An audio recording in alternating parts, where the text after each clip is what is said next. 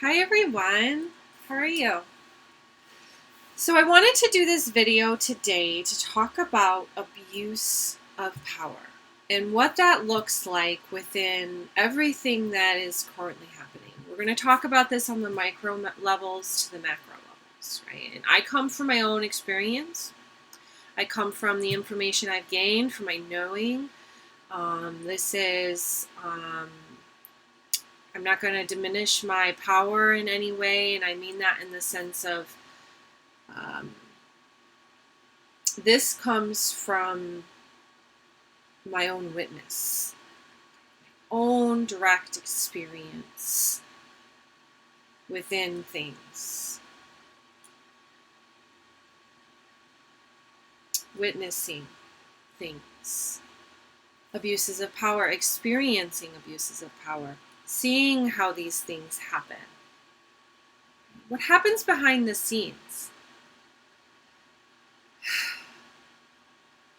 I know racism is real because I have seen it with my own two eyes. Do you know what racism is? Can you see it? Or are you blinded? Are you colorblind? Right? We live in a racist world. We have very racist people behind the scenes. Ignorant, cold, tyrannical energies. This is real. This is real. The abuses of power are everywhere. And I want to teach people how to start seeing it, to start recognizing it, right? So you can connect to now and do something because you are so in your power. I'm not talking about power over. I'm not talking about power under. This is about you just being in your power as an individual, as an individual light, as an individual expression, as an individual being, right here at this time now of change. How powerful is that? Where you can just show up within your everyday reality and be the change and manifest that change forward. So what does abuse of power look like? How do we recognize it? And then how do we recognize it within ourselves? How do we shift out of that pattern, right? So we've been complicit in that system. We have that within us. We have that within us. And it's our job to find that, look at it, witness it, and release it. It's within humanity. And it's I keep being shown it. Stephen King's It. If you haven't seen it, I've read the book. I watched the original. And I'm currently getting ready to watch part 2 of the newer version, which is very powerful and real. And it's that. The book is, I haven't watched part 2 yet, but the book goes into this evil, right? This ancient primordial evil. Having been there since the beginning. And it's rooting that out so it doesn't return. It's that. That's what I'm being, that is what we want to root, that really, that ugly, that primordial, and it is, it wraps itself in things. Right? It wraps itself in things. It entangles itself in things. So, and that is just within awareness, right? That it's there. We hear of, people dying horribly because of their race, because of their ethnicity, because of their sexual orientation. All this, needs to go away. This evil. this evil, this superiority, this disallowance of expression. We are magnificent beings, and we are all unique and individual, and that is beautiful. To be a spectrum of colors and to just be you. You, authentic you, genuine you, showing up, right? And being like comfortable in your skin and feeling good, and even knowing, some of us have had to excavate and remember who we are, or perhaps come into greater awareness of who we are, and our capacity for change, and to create change, and to be within change, and to manifest change, and everything in between. So how do we, begin to see these things? See things like abuses of power, and see how everything is connected, and where you can rise up, where you can make a change. So I just want to share that. So my former career, I worked for TSA. I was an airport screener to begin with. And I worked my way up. My goal, right, let's back up a little bit. Let's look at 9/11. 9/11 happened, and I was that 2001? 19. I was 19 years old, sophomore year of college, okay? Looking for direction in my life. Looking for direction, looking for purpose. I was looking for purpose, right? 9/11 happened. And I felt so connected to that event. And I wanted to understand how the world worked. And so my chosen career path, I wanted to work, I wanted to understand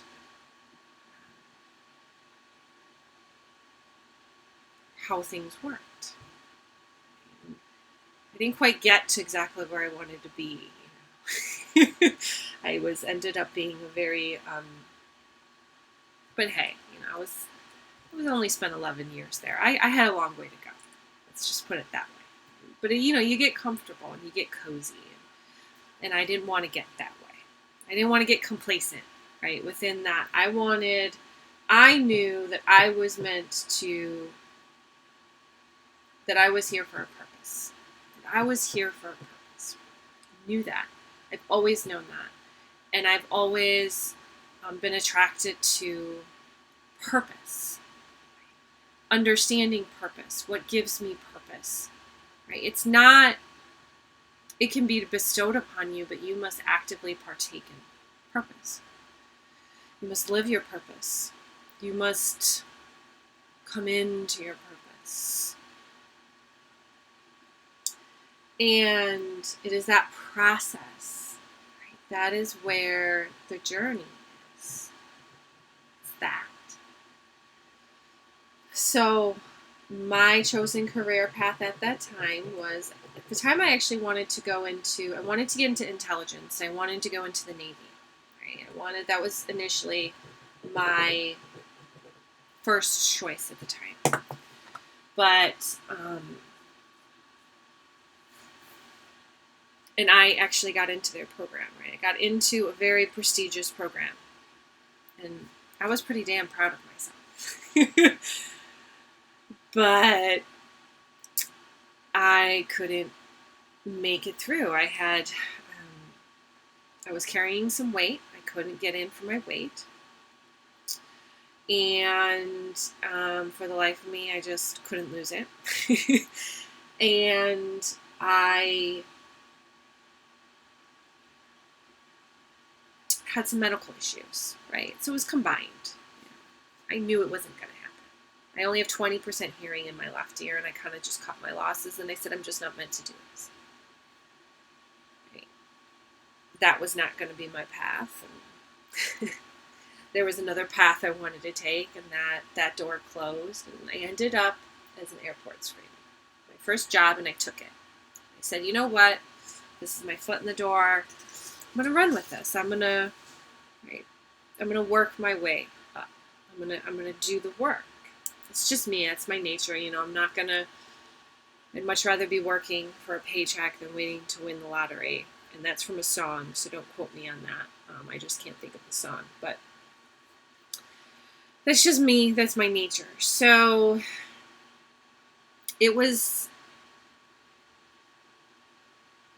I learned a lot. I learned a lot on that journey about things. And I saw a lot.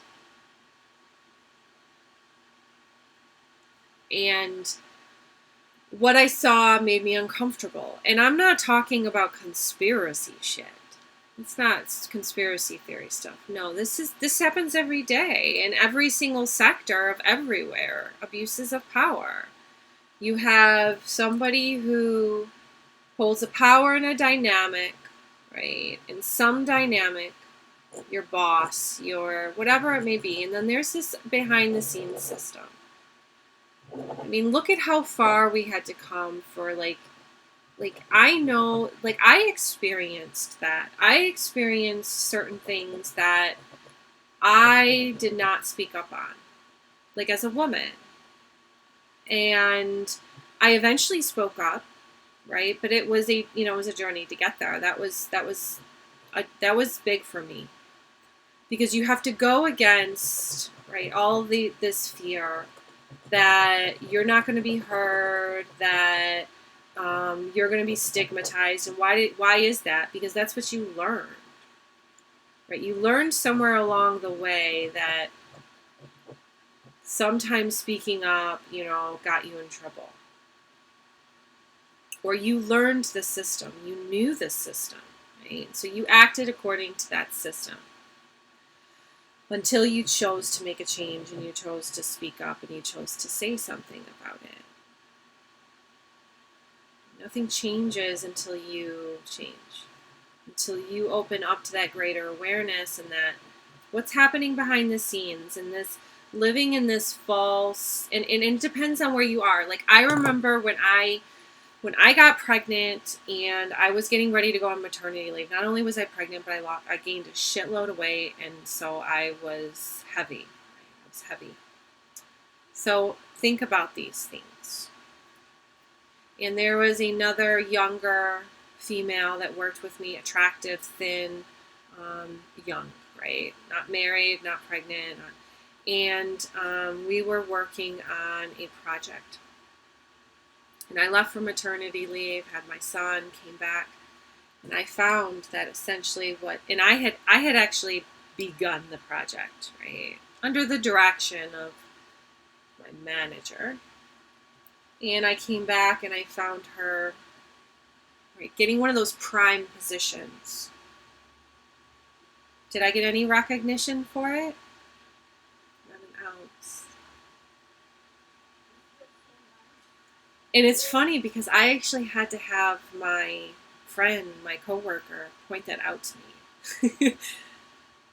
Because I didn't see it. But he could see it.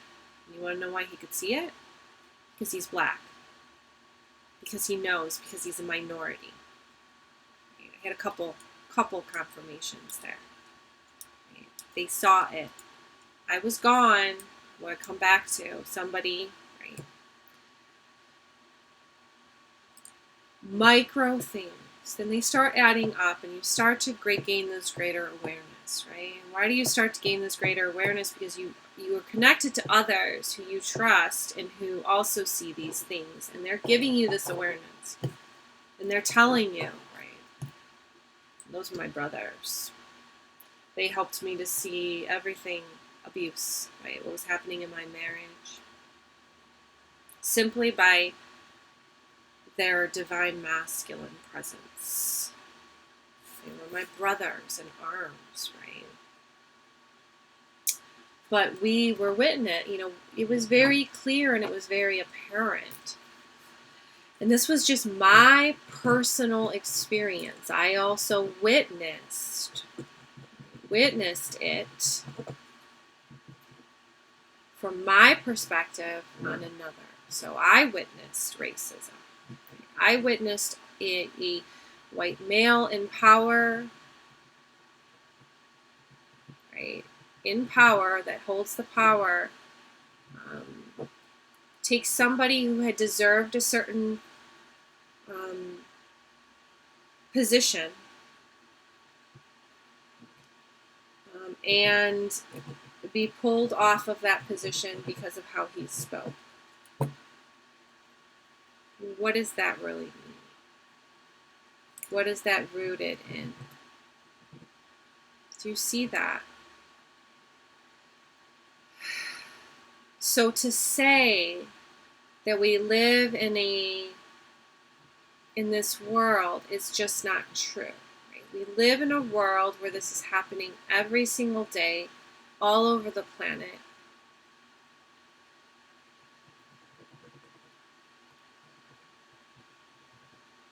And it's time for that to change.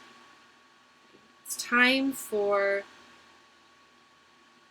there to be a proactive role taken. It shouldn't have to be so difficult to speak up. It shouldn't have to be so scary to be free, right, of that oppressive system, like the patriarchy, right, the systems that are locking us and holding us back from reaching our full potential. Right? Religion. You want to know what religion is? Religion is a world build, and I learned this in college. Like, I took a religious,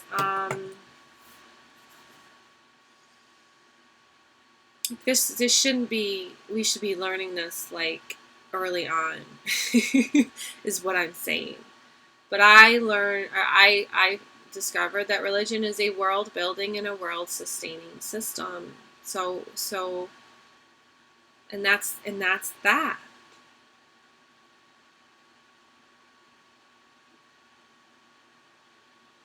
That's what religion is. But if it's holding us back and reaching our full potential in humanity, why would we hold on to that? We can all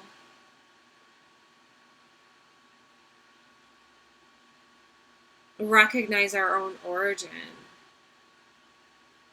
Right? We can all recognize that we are here for a purpose and a reason. What you could call dharma. This is wholeness, right?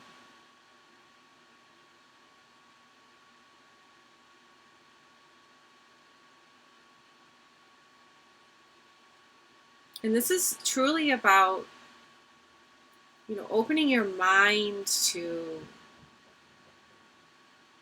many different perspectives and fields and this unity within that.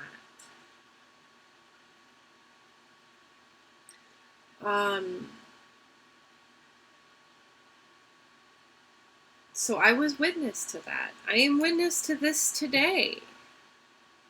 I look at Trump, right, who is in a place of power in the country that I live in, the United States of America. Thank God I live in California. Thank God. But this, right, Trump, this white male in power who has, said some really horrible things about women. He objectifies women. He exploits women. Like, why are you giving away your energy to this man? And it's this disease. And I've been pulled into that before, and it is not somewhere I would ever want to be again, to give my power away to that, to this toxic masculinity. Because that's what it is. It's toxic masculinity. And it's toxic femininity. It's this docile, it's this, oh, just love me. You know, I think about like Candace Owens and that whole, like, I see her and this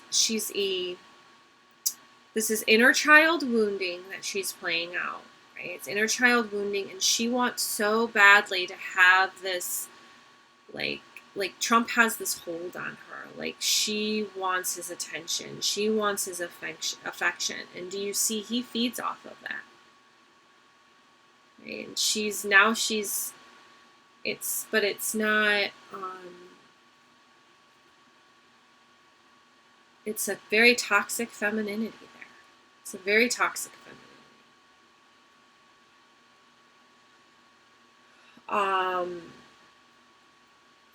So what do I want to talk about right now as far as abuse of power? So first,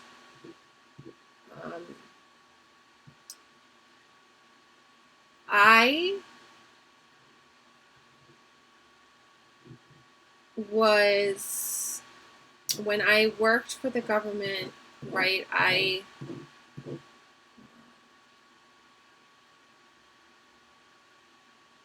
did threat analysis, you could say, or briefings, right? Briefings. And this is all, you know, just what's happening.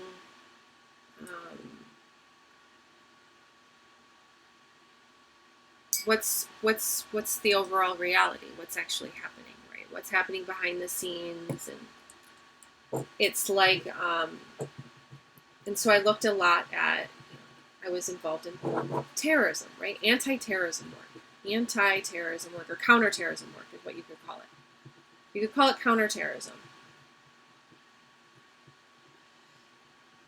And, but it was in the sense of like, just sharing information.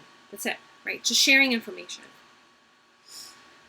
Sharing awareness, right? Sharing what's overall picture. Right? What's happening? What's going on out there? What's going on out there? What's the operational picture? What does it look like? What do we have to worry about, right? What kind of threats do we face within transportation, and how can we mitigate those threats, let's say? Basic enough. And so, you know, we would look at ISIS, right? The ISIS is a international terrorist organization.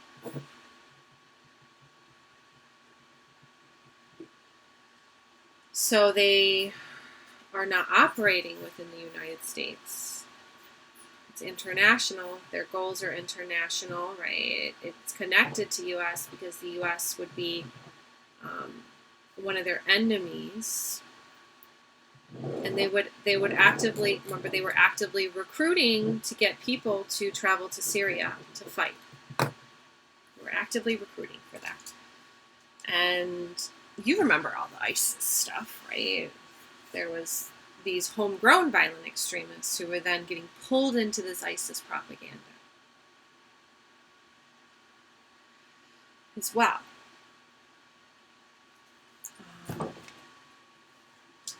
Okay. People that lived here in the United States were getting pulled into this as well. Right? We were seeing that. Well, what is happening now is we have white supremacists, right? Extremism, right-wing extremists, white supremacists, who hold power still. They still hold power within this system. And so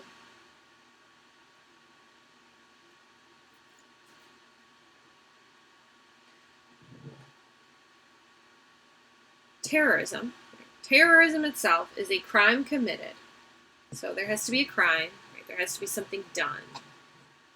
There has to actually be a crime committed in order to designate something as terrorism.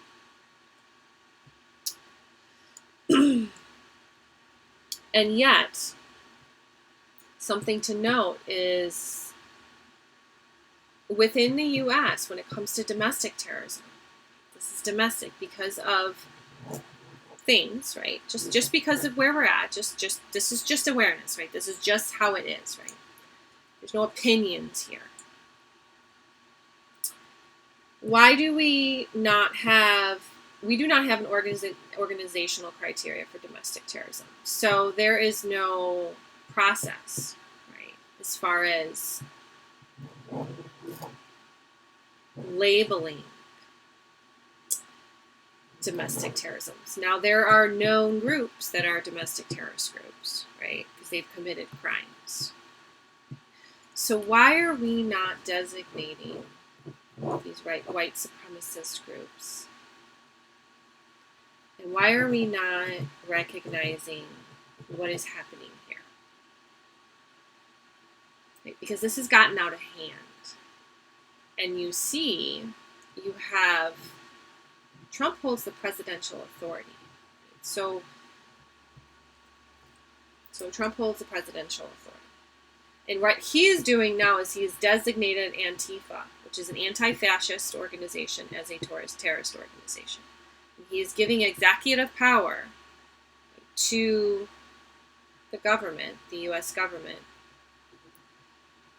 to treat Antifa as a terrorist organization. Now, what's interesting is people connected to Antifa here on the West Coast, in Washington, in Seattle, have occupied a small part of territory, and it's just peaceful, right? It's all been peaceful, and I find it quite interesting and kind of, curious to see how this plays itself out. Why not? And it was like some kind of act of faith or the reason behind it. And I thought it was quite interesting. And I know, here on the West Coast, things are a little bit different. But there's nothing wrong with that. So this but at the same time, right? And then I asked the question, well, where does the authority lie to designate a terrorist organization?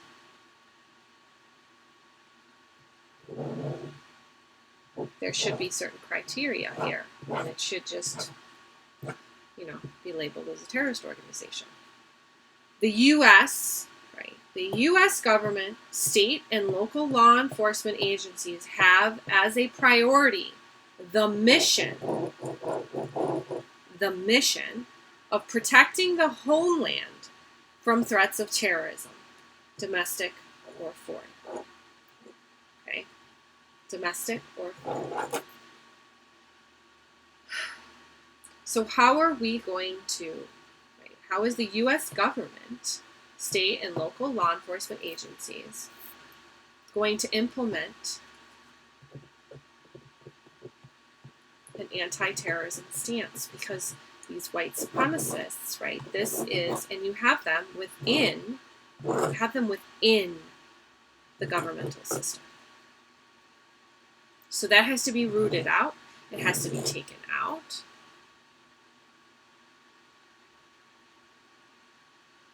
People need to heal from this stuff as well. So there's going to need to be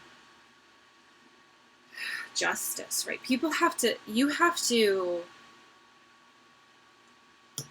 You cannot just blanket something over and just pretend it never happened. There actually has to be justice served here.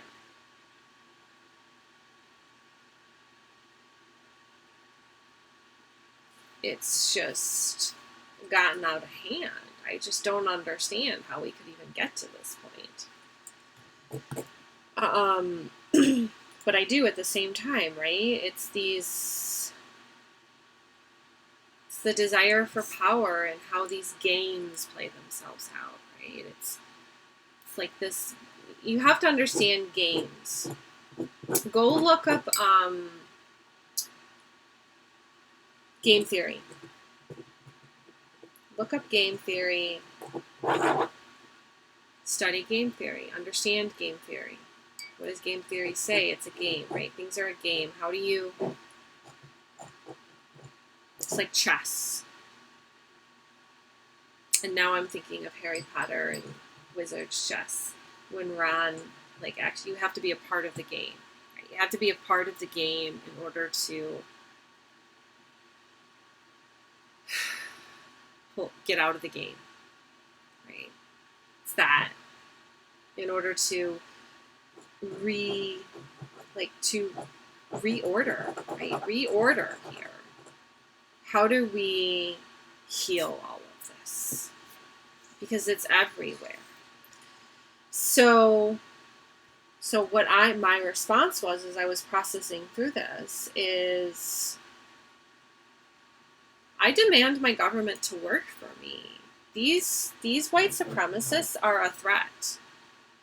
They are a threat, and they are currently in office, in the governmental systems, right, varying degrees. I know, I've seen it. I worked for Uncle Sam. Like, I've seen these people in power. They need to go. That's what we need to be looking at, is that.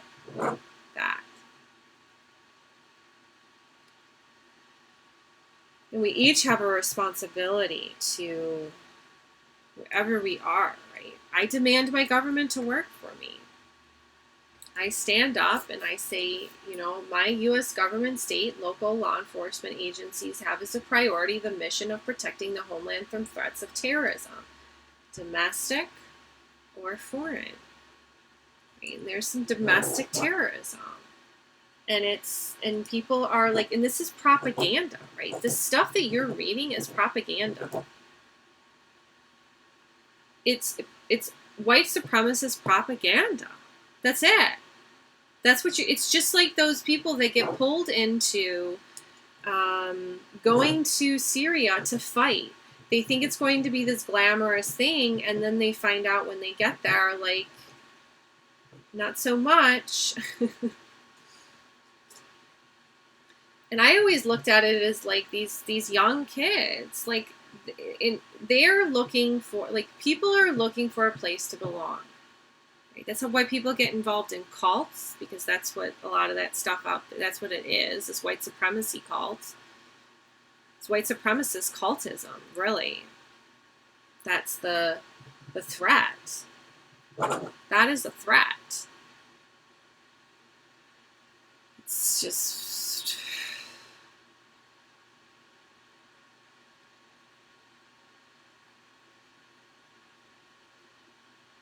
needs to let go, right?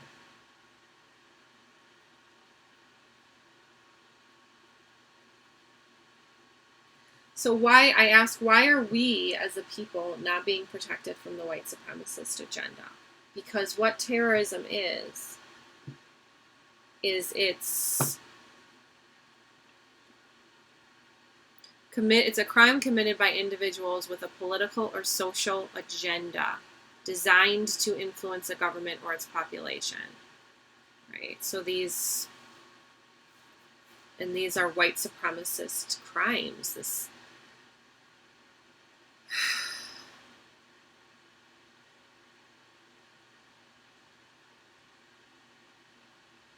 propaganda, really.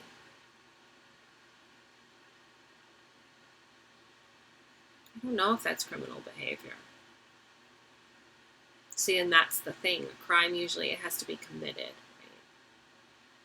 But if we go outside of that physical, I mean, there's got to be cyber crimes and cyber terrorism. It's like cyber terrorism, really. It would be cyber terrorism. Although they are also acting like in out east, those terrorist attacks, Charlottesville. But it is that is inciting, that's essentially they're inciting terrorist activity. It's propaganda, it's terrorist propaganda, it's Why are we not going after that? And I'm not talking about a police state here either, because that is not what I want to create.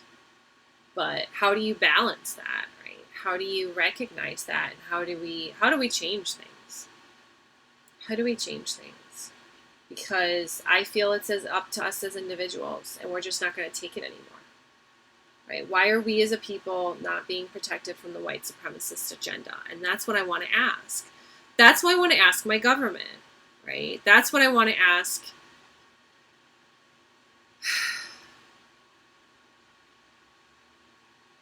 my country.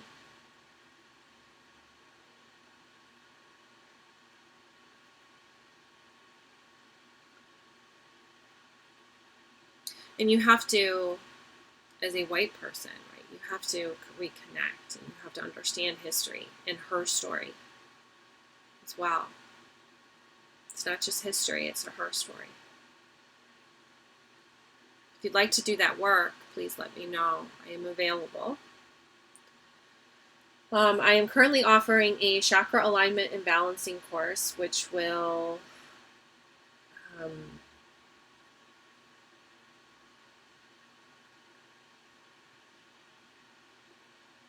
support and assist you in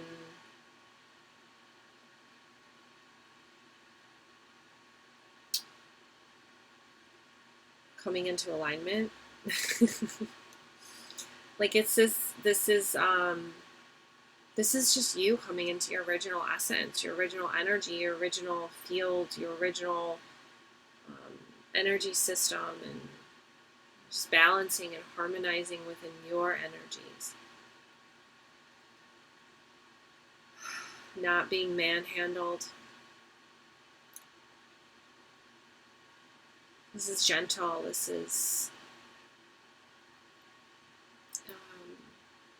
simple. And so I want to share that with you all. And if you do purchase this, you will also receive free access to my Sacred Feminine Gifts course, which is opening up your sacred feminine gifts. It's so funny because, well, yeah, this is me coming into my knowing. This is me coming into my knowing. You know, but also connecting to my masculine, you know, like the systems I've been connected to, the masculine social systems, political systems. You know, these are aspects of humanity. There's nothing inherently wrong with, you know, we need systems in place, but how do we create these new earth systems and live in harmony, right? How do we live in harmony? Can't we just live in harmony? Can't we? Like, why? You know, I'm reminded of, you know, the colonists, right? Colonialism. Right? We grew up in this country, my son's school, and I thought this was a progressive school, and my son's school has Colonial Day, and it's not like teaching you about colonialism and what that was really all about. It's celebrating a false reality. And the true reality is you had the killing of the Native Americans and the stealing and pillaging of their lands. And I mean, that's real. You have to honor that experience. You can't just dismiss it. That's not unity. That's not unity. Or even, you know, where you just touch on things, right? That's still, like you might be getting there, but you still got some deeper work to do. It's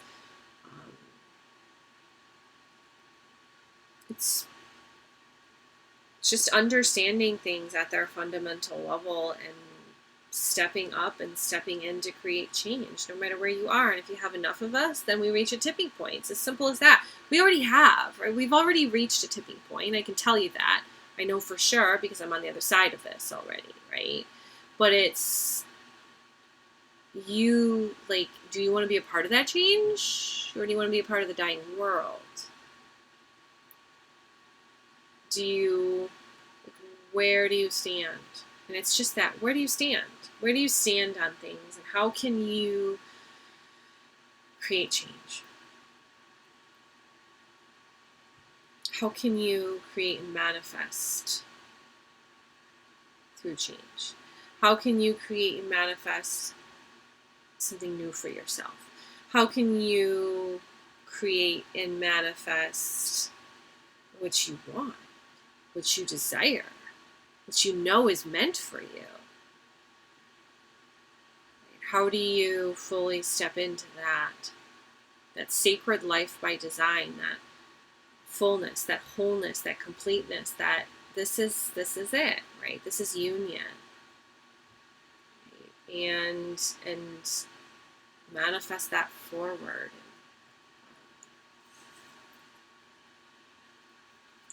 Wherever you are.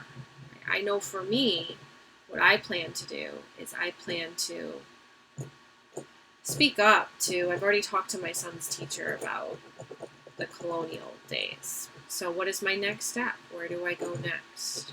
Yes, I understand that's a process, but if we have enough of us, you know, and let's not, like, let's let this usher in the new age. Let's allow this to be the dawn of a new day.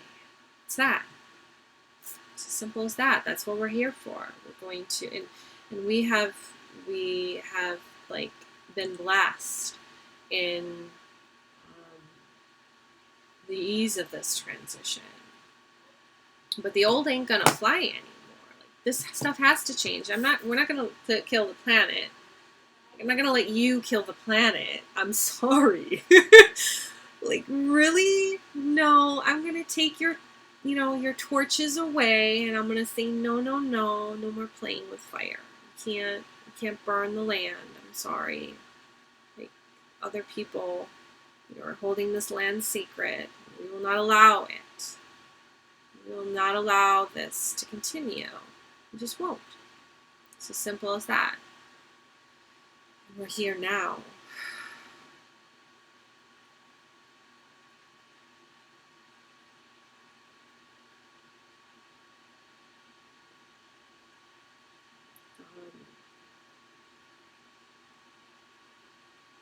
Yes, to create that change. So, if you are interested in my chakra alignment course, I will post the information below. I also have a post. I have a couple different offers in there as well. I am beginning a Sacred Embodiment Full Immersion course on June 21st through the winter solstice, so summer to winter solstice. And we will be working through embodying the sacred feminine. And this is your access to, like, the full range. I am simply supporting and assisting the integration of 12 aspects, but you will have, this is not unlimited, this is exponential, this is expanded, infinite potential, right? It's your coming into your original seed tone essence, your harmonic convergence, your union, your completion, your coming of age, your sacred, connecting into the sacred feminine mysteries and recognizing your power and how you reclaim your power. Right? First, it's about reclaiming the power. It's about exploring the shadow. Right? It's about exploring the shadow. It's about pulling your energies out of, as well as dismantling, right? Whatever is still holding you back, keeping you silent, what you're suppressing, what's being suppressed, however, whatever. It's about, like, okay, we're going to blossom, we're going to bloom, and we're going to be creating this flow, right? We're going to be creating this flow. We're going to be creating this movement forward. And we are going to be forced to be reckoned with out there in the world, right? In our sacred feminine, anchoring into our sacred feminine. Right? How do we balance out How do we become balanced? Right? How does everything balance itself out? Right? How do we balance everything out? How do we... Right, and this comes down to your beloved.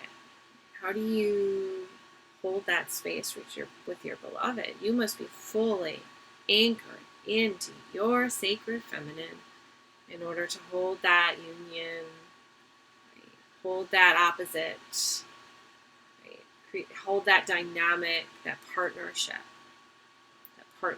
that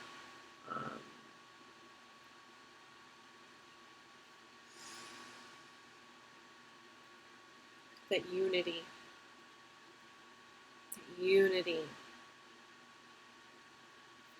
Let's talk about what unity is, right? Unity of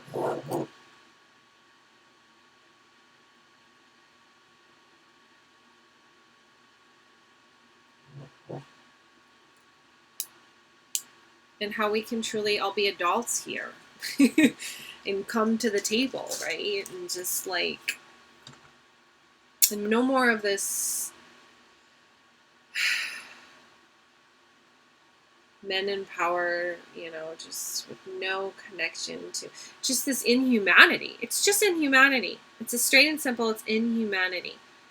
I was thinking about Trump's moves today and how Machiavellian it is.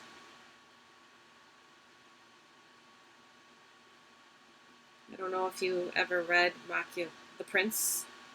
It's essentially how to, it's an old writing. I mean, not like old, but like 1500s or 1600s. Machiavelli. It's a book that I was supposed to read in college that I think I read the Cliff Notes of. But I get it. I get it, right? I understand it. It's the power of fear. And you're being held in fear, right? And you're being held in fear. You're being held in fear because you're afraid to open up to reality because you've been running away from it so long. It's that, like, how do you actually step back in, integrate, be within the body, be within harmony, here, now, on the planet, in the midst of all of this. It's about being in harmony with the whole and, just being and living in the golden era. This is it. But we're witnessing things and we're seeing things and we're meant to do our part. We have witnessed, we have seen.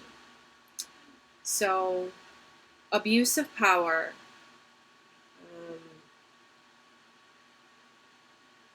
Where do you hold power, over or under? And it's the same idea with,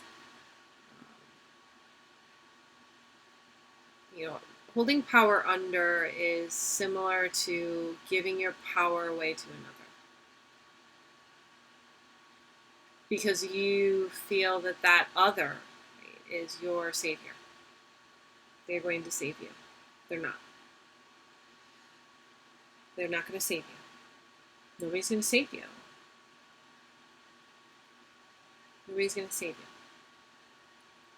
You're going to save yourself, though. I can promise you that. And that you have the opportunity to do so. And step into a new space at this time of change. Right? Create rapid change within yourself. I can do that for you. It's just clearing. You just got to get clear and then, right, and make sure that you're also actively removing old programming. How do we do that? Because I get stuck in it sometimes. I get stuck in self-doubt. I get stuck in my issue will often revolve around money.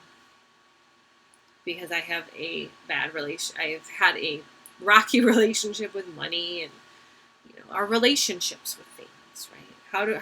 What are we in relationship to? What is our relationship like with things? Like, how do we hold a harmonious relationship with things? How do we hold a harmonious relationship with money? Oh my God. So there is a man out there that is putting out false light information and really just not living in integrity. He just came to mind, but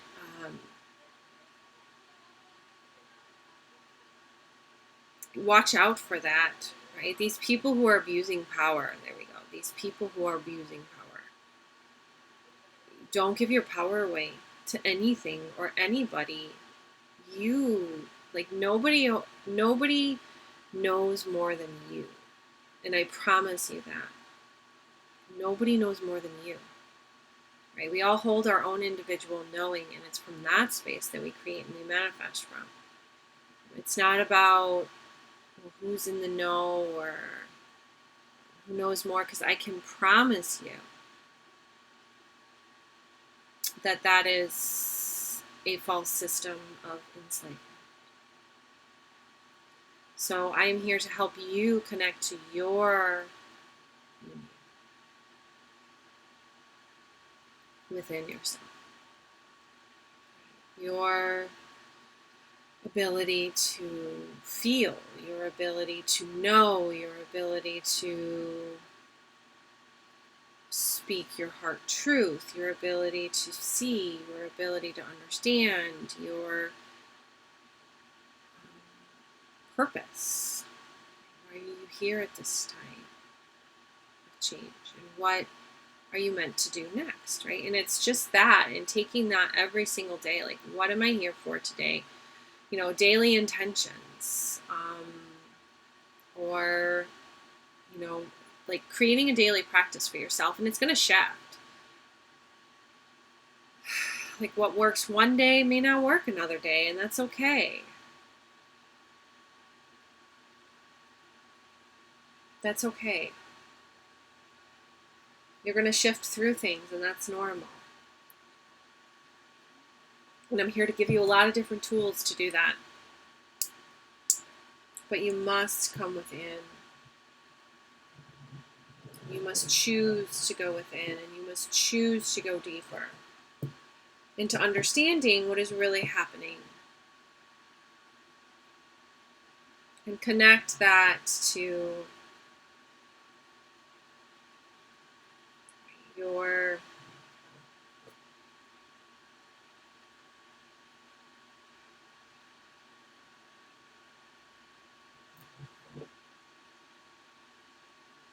where do you lie within the now? Knowing what you are here, right? You are here. What is your mission? As twin flames, let's say. And I mean twin flames like out there, just twin flames. It's not talking about, your twin. Right? Your twin as if you own them, because you don't own your twin. No, your twin is an individual being. Right? We are to hold space for that, for them to step into their power as well.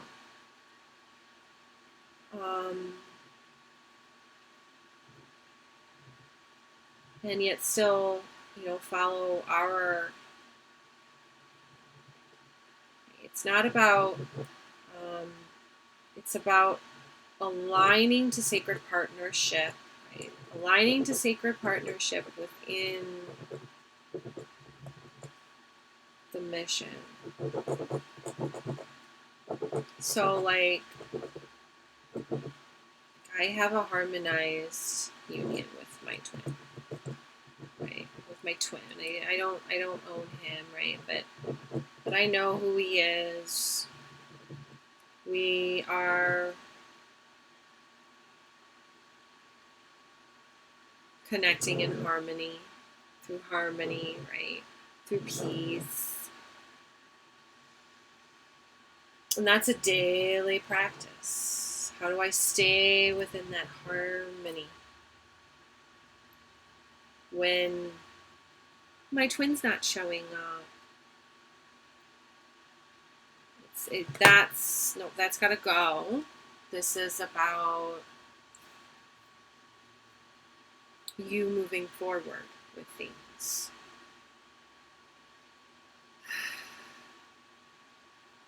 So for me, I am choosing to manifest a sacred partnership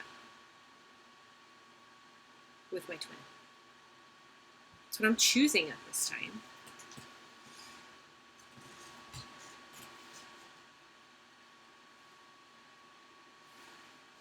What are you choosing? Right? What does that look like? What do you desire? What comes next?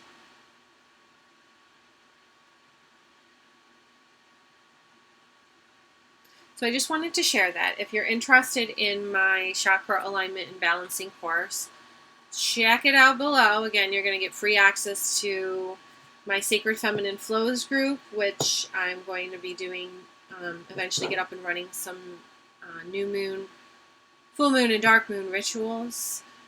So again, more support for your process, more support for your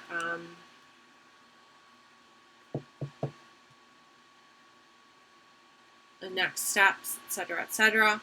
The price of that is $222, so it's a really great deal, and it's a self-paced course, so you can just do it on your own. It'll give you daily practice tips. I also have listed below a free workshop to manifest right relationship in your life, and that's free.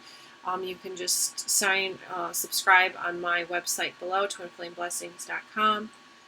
And I also am hosting my Sacred Embodiment, Sacred Feminine Flows immersion into the Sacred Feminine Mysteries course beginning June solstice to winter solstice.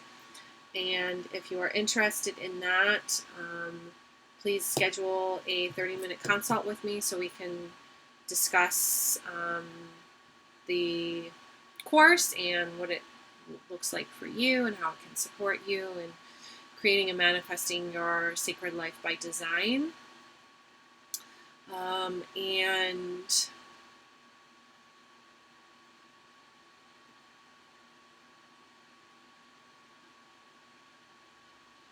see if we're in alignment.